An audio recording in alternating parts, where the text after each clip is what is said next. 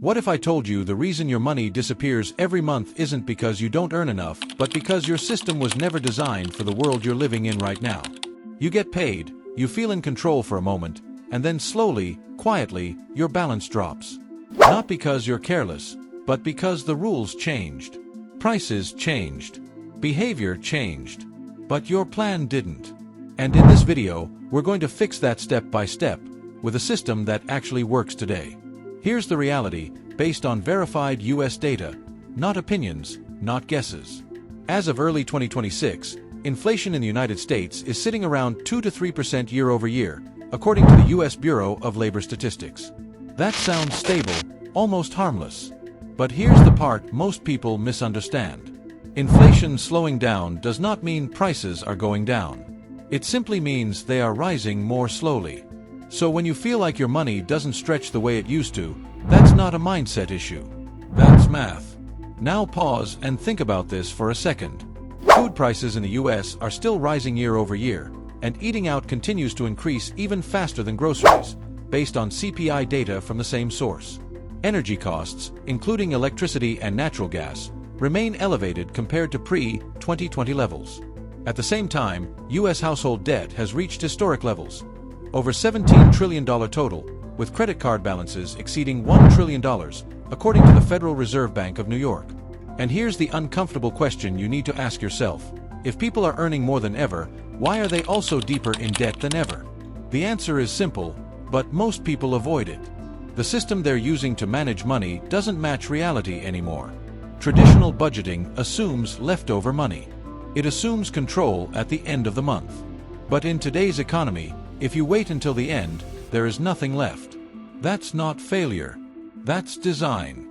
And once you understand that, everything changes. So here's the uncomfortable question. Have you been blaming yourself for a system that was never built to help you win?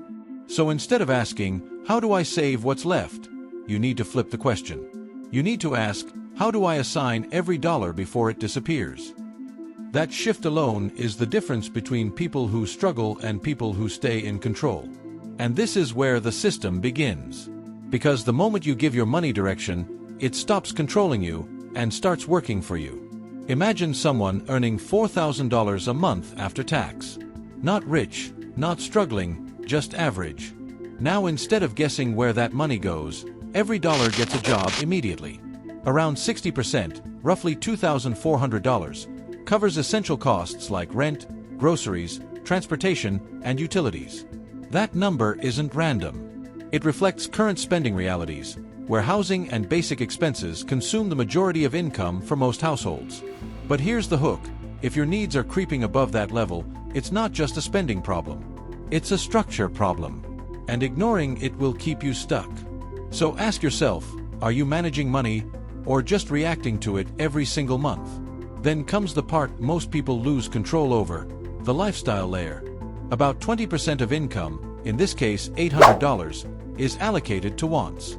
And here's where things get interesting. This is not about cutting enjoyment.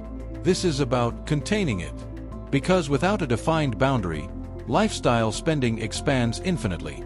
You don't notice it when it happens. A few subscriptions here. A few takeout orders there. A pair of Jordans because you've had a long week. And suddenly, your financial plan collapses without a single big mistake. That's the danger. It's not one decision. It's accumulation. And the scary part is, you don't feel it happening until it's already too late. Now ask yourself this: what if enjoyment didn't have to destroy progress? What if it just had limits? That's what makes this system work. You can spend freely within that category, but once it's used, it's done. No guessing. No guilt. Just clarity. Because real freedom isn't unlimited spending. It's knowing exactly where your limits are and still feeling in control. The final 20% is where everything changes, even if it doesn't feel exciting at first.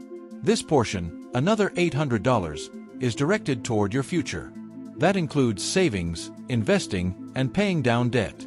And here's the critical shift most people miss. This money is not optional. It is not, if I have extra. It is the first move you make when your income arrives. Because according to Federal Reserve data, the majority of Americans increase spending as their income rises. That means if you don't lock this portion first, it will disappear just like everything else. So the real question is, are you paying yourself first, or just paying everyone else before you? Think about that carefully.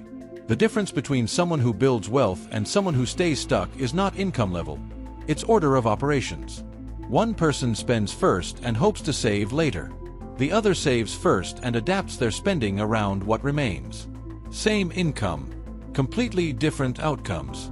And once you see that difference, you can't unsee it, because it's happening all around you. Now here's where behavior comes into play, because money is never just numbers. It's psychology. Most purchases you make are not logical decisions. They are emotional responses. Stress, boredom, reward, social pressure. These drive spending far more than necessity. So instead of trying to eliminate spending, which never works long term, the system introduces a simple rule. Delay it. Give every non-essential purchase 24 hours. Because what feels urgent today often feels unnecessary tomorrow. And that single pause can save hundreds, sometimes thousands, without you even realizing it. Because sometimes, the smartest financial decision you can make is simply to wait. Another subtle but powerful shift comes from separating your money physically. Not mentally, physically. One account handles essential expenses. Another handles spending. And this changes everything. Because when everything sits in one place, it creates the illusion of availability. But when your spending account hits zero, the decision is made for you. There's no debate, no stress, no second guessing. Just a clear boundary. And boundaries create control. And once that illusion disappears, your spending becomes intentional instead of automatic. Now let's address the silent force that destroys most financial progress: lifestyle inflation. Every time income increases, expenses quietly follow. Better apartment, better car, more convenience.